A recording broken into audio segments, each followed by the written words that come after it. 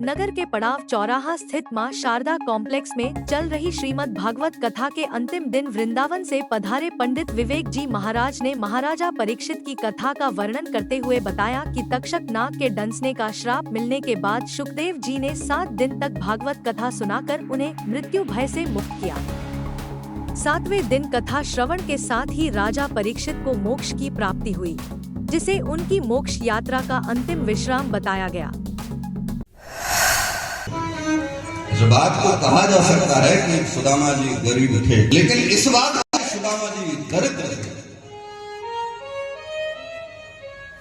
दरिद्र में और गरीब में फर्क है। क्यों? बोले दरिद्र कौन है? दरिद्र जिसकी तृष्णा विशाल है, कॉन्फिडेंस ही नहीं है, अपनी संतुष्टि ही नहीं है, अपने मन में तसल्ली ही नहीं है कि मैं बड़ा दरिद्र कोई हो नहीं सकता। जिसकी तृष्णा विशाल है वह व्यक्ति दरिद्र है।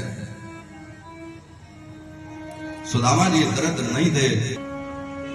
अपने 2, 5, 10 हजार का प्रलोभ के लिए सुदामा जैसे व्यक्ति को आप लोगों के सामने नचाते हैं।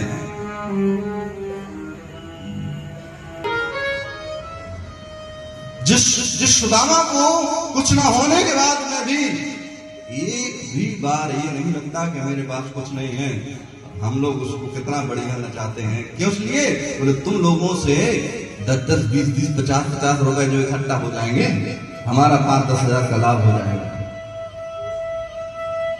मैं तो कहता हूं ऐसे कथा करने वाले धिक्कार हैं।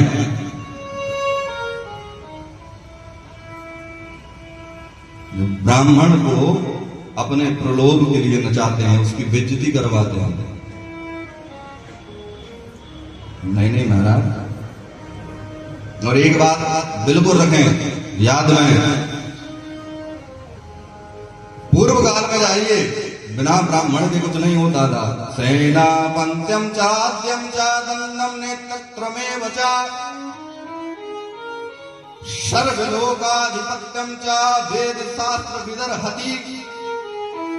याद रखें, अगर आपको संपूर्ण साम्राज्य को स्थापित करना है, राज्य चलाना है।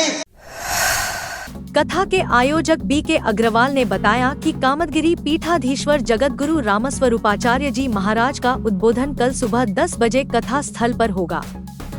कार्यक्रम में BK अग्रवाल, KG अग्रवाल, प्रदीप कुमार गुप्ता, शंकरलाल अग्रवाल, संजीव अग्रवाल सहित कई श्रद्धालु उपस्थित रहे।